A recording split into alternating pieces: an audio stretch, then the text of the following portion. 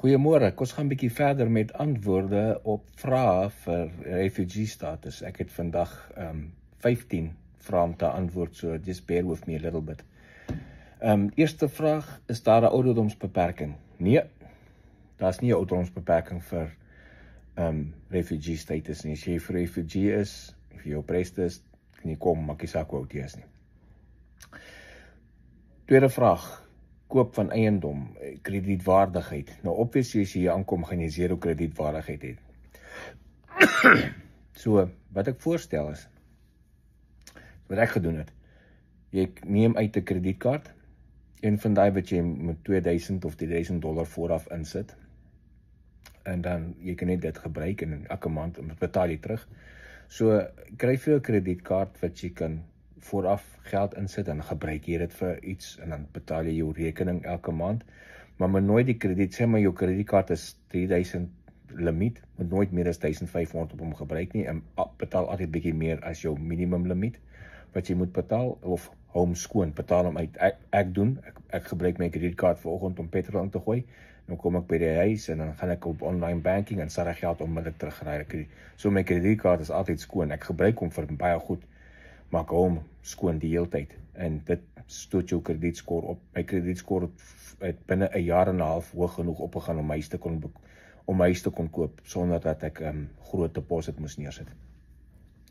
So, daai sal ek net vir jou apart later doen, die finansiële hulp, of wat jy kan doen om kredietskoor op te bou. Maar as jy groot som geld het, jy kan 'n groot deposit neersit, meer as die helfte of whatever, as jy dit kan saambring, dit sal klaar help om jou vinnig aan die gang te kry.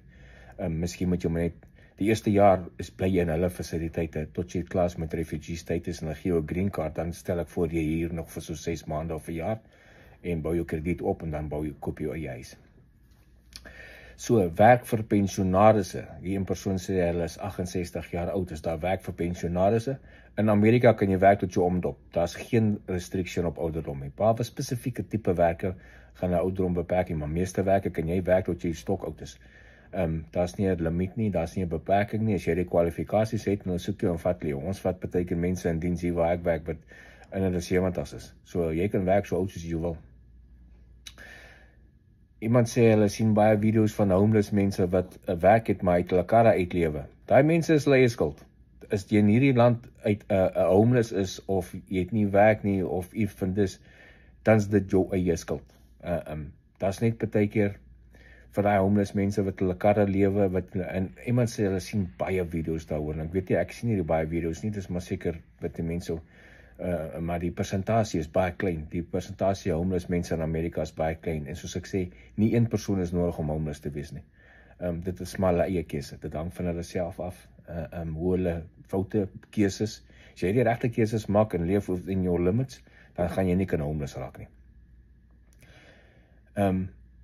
Sê, ek het 'n girl ontmoet in 'n staat, of 'n ou ontmoet in 'n staat, op Facebook, en hulle wil ek moet daar kom bly. Wees asseblief baie versigtig vir mense wat kyk na die refugee status goeders, dan gaan hulle nie op jou spring en sê, jy wil aansoek doen vir refugee status, en jy kan by my kom bly, en hulle maak vriende met jou op Facebook, en boyfriend, girlfriend stories, en volgende ding wat jy gaan sien, jy moet geld aanstuur so lank, en al die tipe van, bly ver weg. Meeste van die goed scams. Mense steel die mense se inligting en hulle steel jou geld. So wees baie versigtig vir iemand wat jy op Facebook ontmoet en nog nooit persoonlik gesien het nie. Asseblief wees baie versigtig. Is daar agriculture werk in Tennessee, veral waar ek bly, of daar's agriculture werk oral oor Amerika. So as jy van 'n plaas afkom, daar's plaaswerk oralste. Jy gaan nie 10 to 1 gaan jy moet begin as 'n plaaswerker. Daar's plekke wat miskien 'n ou sou aanstel as 'n plaasvoorman of iets, mees weer die kennis, maar meestal gaan jy as 'n plaaswerker aanstel, jy sien wat jy kan doen, want enige ou kan lieg op 'n CV. So wees voorbereid om te begin as 'n plaaswerker, en nou vinnig kan jy opwerk. Daar's ouens wat hulle begin as 'n plaaswerker en hulle vinnig opwerk as plaasvoormanne en die tipe van ding. Volgende vraag, public transport. Hoe is die public transport, soos busse, treine, Uber? Het hang af van die stad wat jy is. Party stede het public transport, kleiner dorpe het nie. Uber kry oralste, Uber en Lyft en daai ding, daar is nie 'n probleem om oor die weg te kom met dit nie. Dit kry maar regtig oralste. Public transit is hang af van die stede, dit is die groot stede, dit loop, daar is nie 'n probleem mee. Plekke soos in New York City en daai het jy nie se kar nodig nie, maar daar is oorgenoeg public transit. Ek sien nie hoef aanraam in New York City te bly nie, want dit is nie 'n nice plek nie, want daar is te veel mense, daar is 9 miljoen mense wat daar bly. Okay, vra gaan mense op safari, so ry hulle rond in die wildtuine en so, kyk diere en so. Ja, beslis, hier's state parks, national parks, reg oor die land, oralste, en jy gaan nou nie, jy kan dit deur 'n safari park kry waar daar leeu's en goeters is, maar dit is beperk sekere gebiede. Hier's nie oop soos 'n Kruger Wildtuin wat jy gaan leeu's en olifante, dis daai goed is mos nie in Amerika nie, maar daar is plekke wat dit het, en daar is state parks wat jy kan ry deur van die groot state or national parks, dan sien jy buffalo en bison en jy sien beere en jy sien mountain lions en sulke goed wolwe kan jy sien. So daar is definitief. En vra oor medies, hoe's die medies daar? En as jy refugee status is, en word jou medies vir jou gecover vir die jaar wat jy onder refugee status is. Daarna, medies hang af van jou werknemer, so kies jou job waar jy sien daar's goeie benefits. En my medies byvoorbeeld waar ek werk, ons betaal $150 'n maand vir die hele familie. So ons is redelijk goedkoop. Party plekke is duur, jy moet net 'n restaurant shop storie. En dan vra hoeveel kos 'n klein tweedehandse kar. Tweedehandse kar is goedkoop in Amerika vir byvoorbeeld 'n klein tweedehandse kar. Ek het my kar verkoop laas week ingeruil vir 'n nuwe ene, en ek sien hy's nou op die vloer vir $10,000. Dis 'n groot 2.5 liter, en dis 'n Altima wat maar 113,000 myl op het, en hy's 10 jaar oud, en hy's op die vloer vir $10,000, 9,000 something. As jy hom persoonlik by iemand koop, kan jy hom goedkoper al kry. So, hier's mense wat by ons karre koop vir $500. Een ou wat ek ken het 'n Ford F-150 bakkie gekoop, wat nou, hy 15 jaar oud, $500 betaal vir die ding. Gou 'n bietjie geservice daar ry rond met hom. So, jy kan goeie karre kry vir goeie pryse ook hierso. Tweedehandse pryse is goed op karre. Kan jy terug na Suid-Afrika toe gaan vir nood as jy onder refugee status is? Daai is 'n very grey area. As jy onder refugee status is, kan jy nie terug gaan Suid-Afrika toe nie.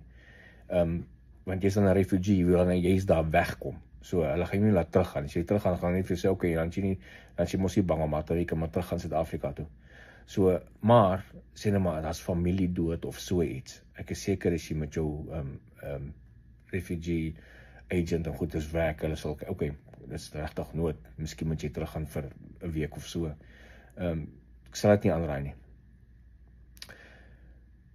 En vra 'n gesin van 4, byvoorbeeld in Tennessee, wat se inkomste moet jy hê om 'n gesin van 4 te onderhou in Tennessee? Ons is 'n gesin van 3.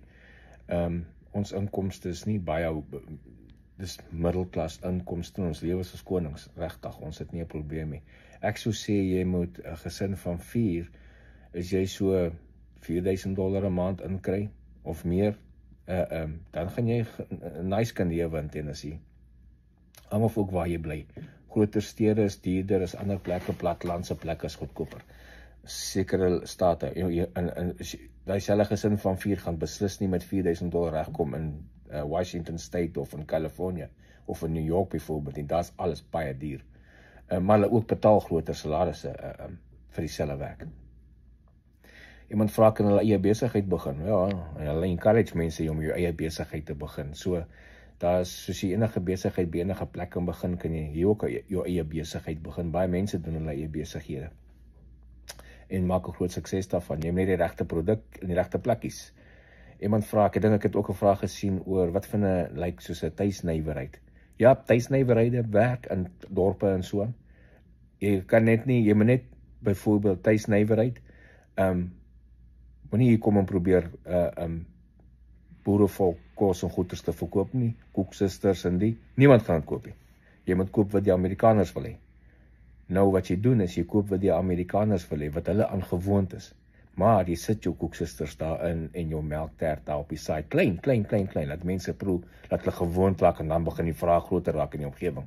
So moenie winkel oopmaak met net koeksisters en melktert en bobotie en dit Suid-Afrikaanse unieke produkte nie, want die mense gaan net daar verby stap. So kry hulle in jou winkel in met Amerikaanse goed, en dan sit jy daai beside en stel hulle voor aan, miskien gee hulle 'n free sample. So gaan jy hulle besigheid kry. Elektroniese, kan ek my TV saambring en my harddroër en my yskas of my strykyster, kan dit inplug hier in Amerika. Nee, jy gaan 'n adapter moet kry. Maar, hier is my antwoord vir jou. Dump al jou elektroniese uitrusting in Suid-Afrika, verkoop het, get rid of it, kom koop nuus hierso. Jy kan dit gaan koop tweedehands by 'n pandjieswinkel of by 'n Goodwill store as jy eers stadig wil begin, maar Walmart, daai plek is goedkoop met elektroniese toerusting. Want die krag is verskillend. Ons is 120 volt. So jy kan adapters kry, jy kan transformers kry, maar jy gaan amper dieselfde betaal om die goed te transform as wat jy gaan vir 'n nuwe produk betaal. Gister sien ek 'n TV op in ons Walmart 43 inch TV, hulle is $150 vir byvoorbeeld. So jy kan elektroniese goeders is baie goedkoop in Amerika. Hoe werk die skoolgrade? As ek in standaard 10 was in Suid-Afrika, gaan ek in matriek wees in Amerika. Ja, so hulle kyk na, as jy kom en doen jy toetse, aanlegtoets, en hulle sien wat se vlak jy pas in. So die transfer baie dieselfde, hulle kyk na jou ouderdom ook. So die transfer redelik baie dieselfde. Ek stel voorstel as jy hier kom, onder ons skooljaar begin in Augustus en eindig in Mei. So as jy byvoorbeeld nou Amerika toe kom, dan was jy mos halfpad deur standaard 8 in Suid-Afrika, jou kind. So my voorstel is, hier in Augustus gaan jy met 'n nuwe skooljaar begin. As ek sê voorstel, doen standaard 8 weer hier by ons. Maar partykeer is die ouens se aandag redelik skerp en kan aangaan met standaard 9 al net af te vind. So maar dis daarna van kind tot kind, hulle jou check en evalueer en in jou klas sit. Maar dis baie dieselfde.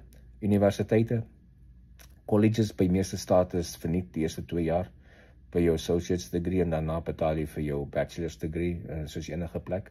Maar jy kan scholarships kry oralste, so in die universiteit is oralste, so jy kan jou kinders deur skool kry.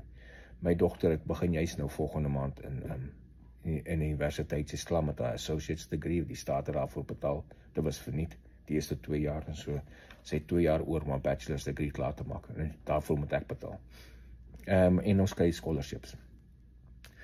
So dis dan die vraag vir vandag. Ek wil nie te lank aangaan nie, want ek nee, ons moet lank sit en video kyk en wag tot 'n vraag opkom nie. Gebruik hierdie ene weer, gooi nog vrae en dan sal ek so 'n week kans gee voor ek weer antwoord op die volgende vraag gee. Tot verder dan, baie dankie.